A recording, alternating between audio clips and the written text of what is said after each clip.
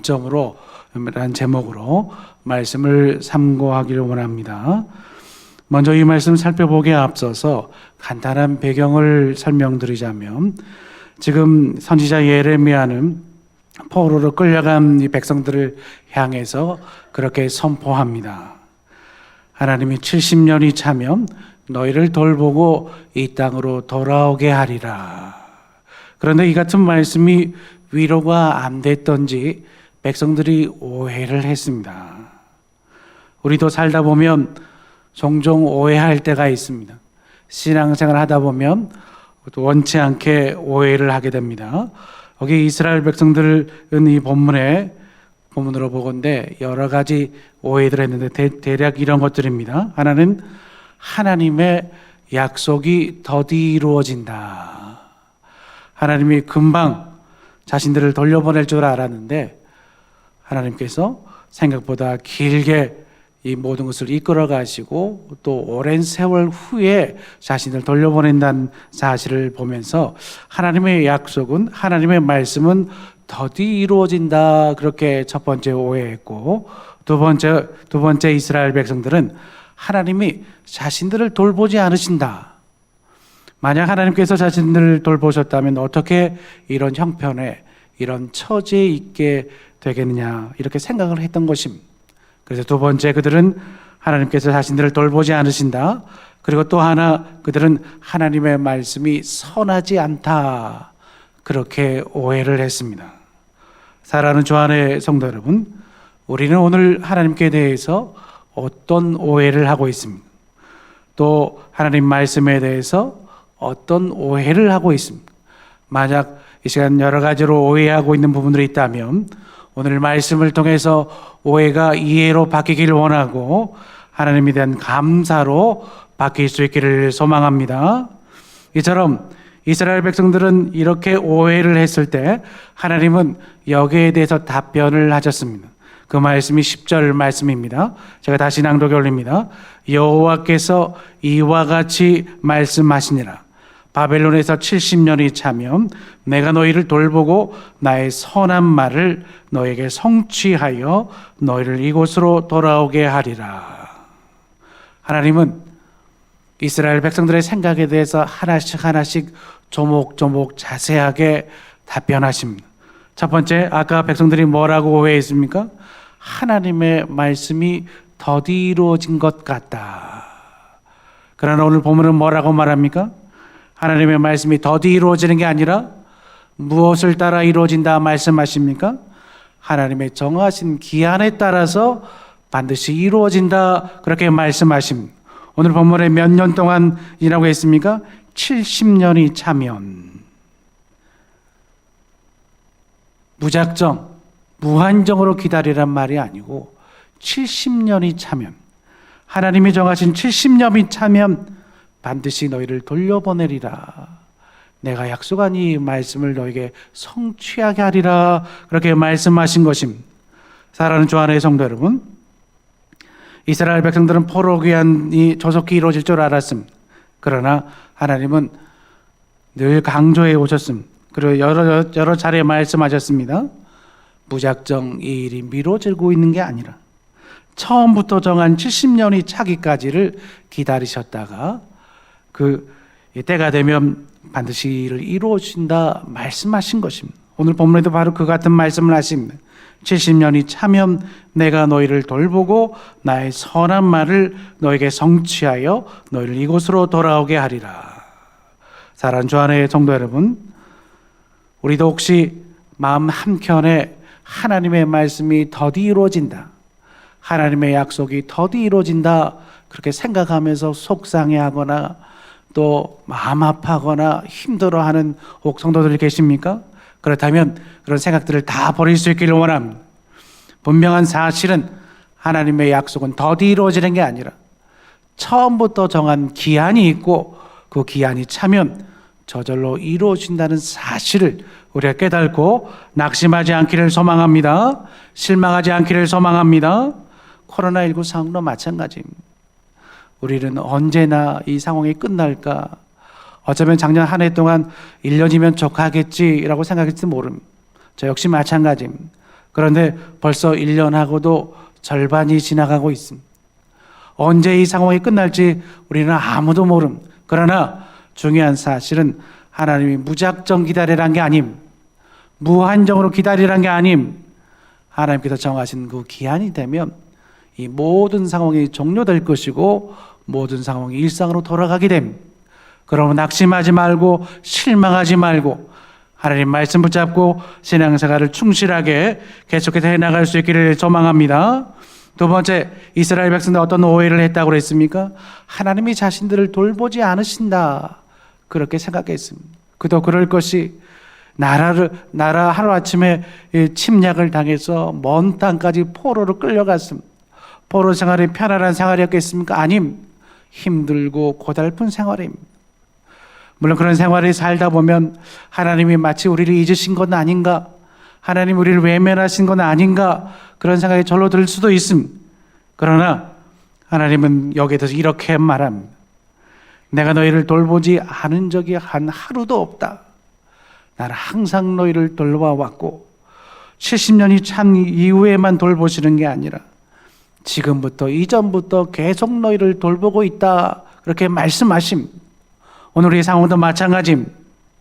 지금 코로나가 한참 진행 중이지만은 그러나 불구하고 우리를 돌보고 계심을 확신할 수 있기를 소망합니다. 하나님 지금도 우리를 돌보고 계십니다. 물론 막무가내로 무조건적인 보호가 아닙니다. 과잉 보호가 아닙니다. 마치 어미가 독수리 새끼를 가르치듯이, 양육하듯이 그렇게 때로는 연단하면서 때로는 훈련하면서 그렇게 강하게 우리를 키우고 계십니다. 그러므로 실망하지 말고 낙심하지 말고 하나님이 우리를 지금도 돌보고 계신다는 사실, 이 확신 속에서 믿음 생활을 더 단단히 할 수 있기를 소망합니다. 또 세 번째로 어떤 오해가 있었습니까? 하나님의 말씀이 선하지 않다. 그들은 그렇게 입버릇처럼 말했습니다. 하나님의 말씀이 선하지 않다. 그러나 하나님은 오늘 본문을 통해 뭐라고 말합니까? 10절 중반절에 나의 선한 말을 너에게 성취하여 너희를 이곳으로 돌아오게 하리라. 하나님의 말씀은 다 선한 줄 믿으시길 원합니다. 하나님의 말씀은 다 선합니다. 그러나 무엇이 선치 않습니까? 하나님의 말씀을 받는 그들의 마음이 선하지 않았기에 하나님의 말씀이 마치 선하지 않는 것처럼 여겨졌던 것뿐입니다. 오늘 우리도 마찬가지입니다. 씨 뿌리는 비유에서 이 말씀을 뜻하는 이 씨는 아무런 문제가 없었습니다. 다만 그것을 받는 밭이 가시떨기냐, 아니면 길가냐, 돌짝밭이냐, 아니면 옥토냐에 따라서 100배, 60배, 30배의 결실을 맺는가 하면 아무런 열매도 맺지 못했던 것을 우리가 잘 알고 있습니다.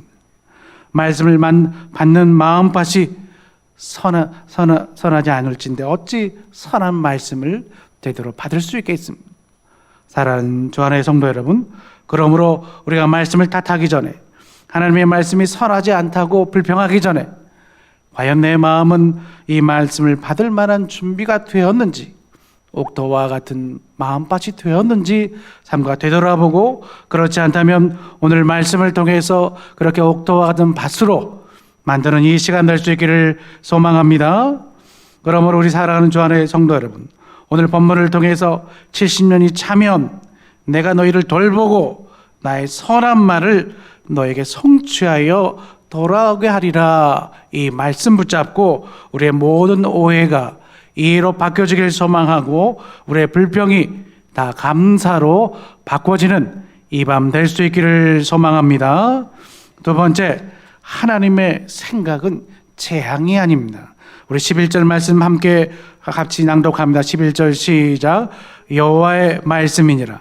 너희를 향한 나의 생각을 내가 아나니 평안이요 재앙이 아니니라. 너희에게 미래와 희망을 주는 것이니라. 아멘. 이스라엘 백성들은 또 하나님을 오해했습니다. 하나님이 무엇을 여기서는 특별히 오해했습니까? 하나님의 생각을 오해했습니다. 어떤 오해입니까? 자신들을 향한 하나님의 생각이 온통 재앙뿐이다, 그렇게 오해했던 것입니다. 정말 이스라엘 백성들이 생각한 것처럼 하나님의 생각이 온통 재앙뿐이었겠습니까? 그렇지 않습니다. 하나님 누차 말씀하시고 오늘 본문을 통해서 뭐라고 말씀하십니까? 너희를 향한 나의 생각을 내가 아나니 평안이요 재앙이 아니니라, 그렇게 친히 말씀하셨습니다. 하나님의 생각은 절대로 재앙이 아닙니다. 이 같은 사실을 믿으십니까? 어떤 분들은 코로나19 상황을 재앙으로 표현합니다. 사랑하는 주안의 성도 여러분, 재앙이 아닙니다. 하나님의 특별한 계획 중의 일부입니다. 그럼 우리가 하나님의 뜻이 어디 있는지, 하나님의 생각이 어디 있는지 우리가 그 뜻을 살피면서, 그 생각을 살피면서 이 상황을 잘 슬기롭게 풀어나갈 수 있고 헤쳐나갈 수 있는 저와 우리 모두가 될 수 있기를 소망합니다. 물론 지금 닥쳐진 상황만 보면 오해하기 딱 좋습니다. 이스라엘 백성들의 경우를 보십시오. 70년간, 무려 70년임, 7년도 아님, 7달도 아님, 70년간 바벨론의 포로가 되리라. 그 후에야 돌아가게 되리라. 이 말을 얼핏 들어보면 얼마나 때로는 절망적입니까? 바벨론 포로 생활만 해도 절망적인데 무려 70년이나 이런 생활을 해야 한다고 생각하니까 눈앞이 캄캄합니다. 그래서 인간적인 생각에는 재앙이다, 그렇게 생각도 들기도 합니다. 오늘 우리의 경우는 어떻습니까? 지금 주어진 여러 가지 상황들을 놓고 이것들만 보면 재앙이 아닌가, 고난의 연속이 아닌가, 그렇게 생각이 들 때가 있습니다. 그러나 사랑하는 주안의 성도 여러분, 이것은 분명 오해입니다. 오늘 분명히 하나님께서 뭐라고 말씀하십니까? 너희를 향한 나의 생각을 내가 아나니 평안이요 재앙이 아니니라. 너에게 미래와 희망을 주는 것이니라. 하나님이 이렇게 힘주어서 말씀하고 있음을 우리가 깨닫기를 소망합니다. 사랑하는 주안의 성도 여러분, 하나님이 오죽 답답했으면 재앙이 아니라고, 평안이라고 오늘 본문을 통해서 기록해 놨겠습니까? 그리고 오늘날까지 오늘 우리의 귀에 이 같은 말씀을 들려주시겠습니까? 사실 이 70년 기간 동안 하나님은 많은 일들을 행하셨습니다. 하나님과의 어그러진 관계를 바로 다시 잡으셨고 또 영적 체질들을 개선해 나갔습니다.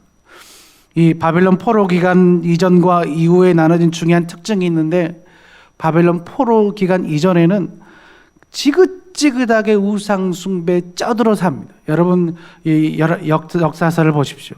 사무엘 상하, 또 열왕기 상하, 역대 상하를 보십시오. 그렇게 정말 믿음으로 살려고 해도 그렇게 산당을 피하지 못하고, 그렇게 잘 나가다가 믿음으로 잘 살다가 또 말년에 우상 숭배에 접어들고, 그렇게 지긋지긋하게 우상 숭배를 하던 사람들이 포로 생활 되돌아간 이후에는 거짓말처럼 우상이 사라집니다. 물론 100% 완벽하게 사라진 건 아니었지만 그 전에 비하면 현격하게 그들의 영적 체질이 개선됐음을 볼 수 있습니다. 사랑하는 주 안의 성도 여러분, 하나님께서 여러 가지 특별한 계획이 있으셔서, 하나님께서 놀라운 계획이 있으셔서 오늘 우리를 지금 이 상황 가운데 놓고 계십니다. 그럼 우리는 원망할 게 아니라, 불평할 게 아니라, 재앙이 아니라 평안이라는 하나님의 음성에 귀를 기울일 수 있기를 소망합니다. 재앙이라고 생각하면 출구가 보이지 않습니다. 여러분 성도들 간에 대화할 때도 마찬가지입니다. 코로나19 상황을 놓고 이야기하면 도무지 답이 보이지 않습니다. 정부에서 여러 가지 방역 지침을 내려놔도 때로는 힘들고 답답한 마음을 위로해 줄 길이 없습니다. 그러나 이 상황을 평안의 관점으로 보면 출구가 보이기 시작합니다. 미래가 보이기 시작합니다. 희망이 보이기 시작합니다. 원컨대 오늘 본문의 말씀을 통해서 오늘 평안을 보기를 원하고, 미래를 보기를 원하고, 희망을 볼 수 있는 이 밤 될 수 있기를 소망합니다. 그럼 우리는 하나님이 제시하신 관점 세 가지를 살펴보고 이 세 가지 관점으로 살게 해달라고 그렇게 간구하면서 오늘 본문의 말씀을 마무리하기를 원합니다. 하나님은 우리 인생들에게 그렇게 말합니다. 너희의 관점으로 바라보지 말고, 인간적인 관점으로 바라보지 말고 내가 제시하는 관점으로 너희 인생을 바라보렴. 그게 몇 가지 관점을 제시하십니까? 3가지 관점입니다. 11절에 평안이요 또 미래와 희망을 주는 것이니라. 첫 번째는 어떤 관점입니까? 평안의 관점입니다. 겉보기에는 재앙 같아 보입니다. 완벽한 재앙입니다. 그런데 실상을 뚜껑을 열어보면 그렇지가 않습니다. 평안을 위한 것입니다. 평안을 목적으로 하나님이 일시적으로 우리에게 허락하신 상황들입니다. 그러나 아직도 많은 사람들은 어떻게 바라봅니까? 여전히 재앙의 관점으로 바라봅니다. 그러면서 답답해합니다. 여전히 부정적인 관점으로 바라보고 비관적으로 평가합니다. 이러다가 이 상황이 끝날 수 있겠는가? 우리에게 다시 일상이 돌아올 수 있겠는가? 그렇게 푸념하고 한탄합니다. 그렇지만 우리 주 안의 성도들은 이럴 때일수록 우리는 어찌해야 됩니까? 하나님이 제시하시는 평안의 관점으로 이 모든 상황을 바라볼 수 있기를 소망합니다. 평안의 관점으로 바라볼 때 미처 우리가 보지 못했던 간과했던 것들을 전체적으로 다 볼 수 있습니다. 재앙의 관점으로 보면은 보이지 않던 것들도 평안의 관점으로 보면 보이기 시작합니다. 사랑하는 주 안의 성도 여러분, 오늘 이 밤은 우리의 안경을 제대로 바꿔서 쓸 시간입니다. 도수도 안 맞는 이 세상의 관점으로 계속해서 이 문제들을 바라보지 말고 과감하게 벗어버리고 하나님이 맞춰주시는 정말 우리 눈에 꼭 맞는 하나님의 관점으로 그렇게 안경을 바꿔 쓸 수 있기를 소망합니다. 두 번째, 어떤 관점입니까? 미래적 관점입니다. 왜 하나님께서 이 같은 관점으로 바라볼 것을 말씀하십니까? 하나님이 진짜 주고 싶은 것은 재앙이 아니기 때문입니다. 하나님이 진짜 주고 싶은 것은 무엇입니까? 미래와 희망입니다. 특별히 주 안의 성도들, 우리 믿음의 성도들에게 주고 싶은 것은 재앙이 아니라 미래와 희망입니다. 그렇다면 하나님께서 우리에게 미래를 주고 싶어 한다면 우리는 어떻게 인생을 바라봐야 됩니까? 여전히 세상의 관점으로 바라봐야 됩니까? 여전히 인간적인 관점으로 바라봐야 됩니까? 아님, 하나님 눈높이에 맞춰서 우리의 인생을 바라볼 수 있기를 소망합니다. 그러나 사람들은 여전히 어떻습니까? 지금의 현실만을 바라보면서 자신들에게는 미래가 없다 그렇게 말합니다. 특별히 요즘 젊은이들은 더 그렇습니다. 미래가 없다고 공공연하게 말하고 다닙니다. 그래서 미래를 포기하는 세대다 그렇게 일컬어지기도 합니다. 그러나 우리 크리스찬들은 미래를 포기하는 분이 한 분도 없기를 소망합니다. 왜냐하면 하나님께서 우리에게 희망찬 미래를 주실 것이기 때문입니다. 그러므로 우리가 이럴 때일수록 더욱더 미래적 관점으로 우리 인생을 바라보고, 우리 미래적 관점으로 우리 가정들을 바라보고, 미래적 관점으로 우리 자녀들의 인생을 바라보면서 기도로 이끌어줄 수 있기를 소망합니다. 현재의 고난을 통해서 하나님께서 주시려는 미래를 바라보고 힘들어도 그 앞을 향해서 뚜벅뚜벅 걸어갈 수 있는 우리 저와 우리 모두가 되기를 소망합니다. 마지막 세 번째, 어떤 관점을 제시하셨습니까? 희망의 관점입니다. 하나님 우리에게 희망을 주길 원하십니다. 이 당시 이스라엘 백성들에게는 희망이라는 게 하나도 보이지 않았습니다. 끌려와서 포로 생활하는 사람에게 어떤 희망이 있을 수 있겠습니까? 그러나 하나님은 단연코 이렇게 말합니다. 너희에게 미래와 희망을 주는 것이니라. 사랑하는 주 안의 성도 여러분, 현재의 고난이 아니라 그 속에 감춰진 희망을 바라볼 수 있기를 원합니다. 현재의 고난이 아니라 그 너머에 있는 하나님의 희망의 서광을 바라볼 수 있기를 원합니다. 그래서 우리 크리스천들이 먼저 이 같은 미래를 바라보고 다른 불신자들을 그 미래를 향해서 이끌고 갈 수 있기를 소망합니다. 그러나 사람들은 어떻습니까? 계속해서 눈앞에 있는 고난만 바라봅니다. 문제만 바라봅니다. 그래서 그 속에 감춰진 희망을 도무지 보질 못합니다. 이럴 때서 우리가 먼저 희망의 관점으로 바라보고 이 희망의 관점으로 나갈 수 있기를 원합니다. 지금 하나님께서는 희망을 열심히 강조하고 계십니다. 그런데 우리가 그 반대인 절망을 말하고 있었어야 되겠습니까? 하나님 오늘 본문을 통해서 너희에게 미래와 희망을 주는 것이니라. 하나님은 희망을 지금 더 강조하면서 내가 진짜 주고 싶은 것은 희망이다, 그렇게 말하고 있는데 우리는 거기에 대해서 계속해서 반대로 절망만 생각하고 이야기하고 있다면 얼마나 하나님께서 힘 빠지시겠습니까? 우리는 하나님 아버지의 마음을 들여다보고 하나님 아버지의 관점으로, 하나님의 관점으로 우리의 인생을, 우리의 가정의 여러 가지 모든 문제들을, 자녀들의 모든 문제들을 바라볼 수 있기를 소망합니다.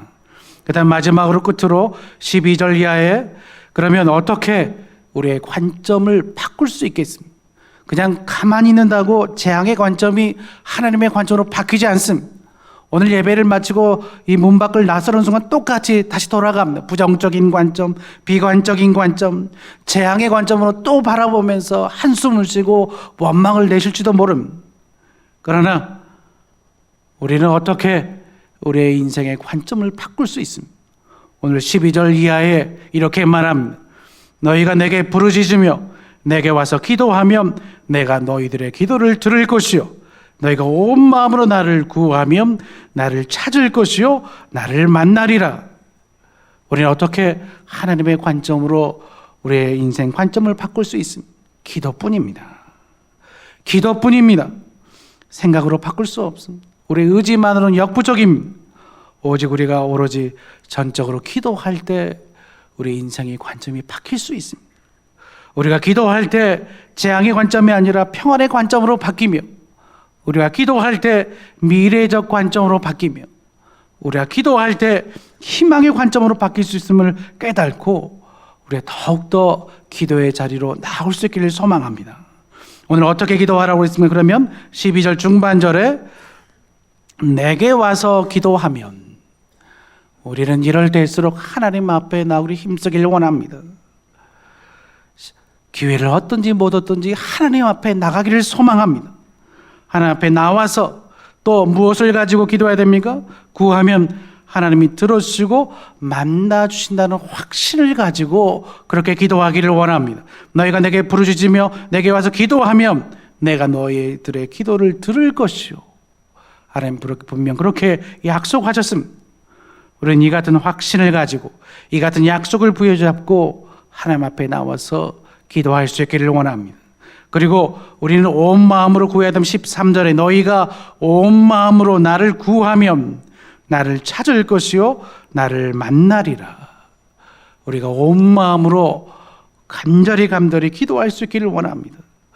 그 자녀들을 위해 기도하되 온 마음으로 부르짖기를 소망하고, 가정을 위해 기도할 때 온 마음으로 부르짖기를 소망하고, 교회를 위해 기도할 때 온 마음으로 부르짖기를 소망합니다. 말씀을 정리하겠습니다. 우리는 하나님에 대해 여러 가지 오해들을 합니다. 하나님의 약속이 더디 이루어진다. 그러나 하나님 그렇게 말씀하지 않아요.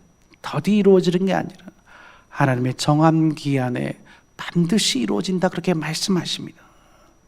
하나님이 돌보지 않으신다, 그렇게 오해하지만은 나는 너희를 한시도 잊은 적이 없다. 지금도 동일하게 내 곁에 있고 너희를 돌보고 있다, 그렇게 말씀하십니다. 하나님의 말씀이 선치 않다고 오해하지만은 하나님의 말씀은 항상 선하시며, 그러나 그것을 받는 우리의 마음이 선치 않기 때문에 때로는 선하지 않게 보일 수 있지는 몰라도 하나님의 말씀은 항상 우리에게 선하시다는 사실을 깨닫고 그 말씀 붙잡고 나갈 수 있기를 소망합니다. 더 이상 우리의 인생을 재앙의 관점이 아니라 하나님의 관점으로 바라보기를 소망합니다. 하나님의 관점은 무엇입니까? 평안의 관점이요, 또 미래적 관점이요, 희망을 주는 희망의 관점입니다. 그러므로 우리의 기도가 바꿔지기를 소망하고, 우리의 기도 제목이 바꿔지기를 소망하고, 우리의 기도의 지경이 더 넓어질 수 있기를 소망합니다. 우리 복음 찬송 왜 나만 겪는 고난이냐고 찬송한 이후에 우리 합심해서 우리 부르짖고 통성으로 짧게 기도하겠습니다.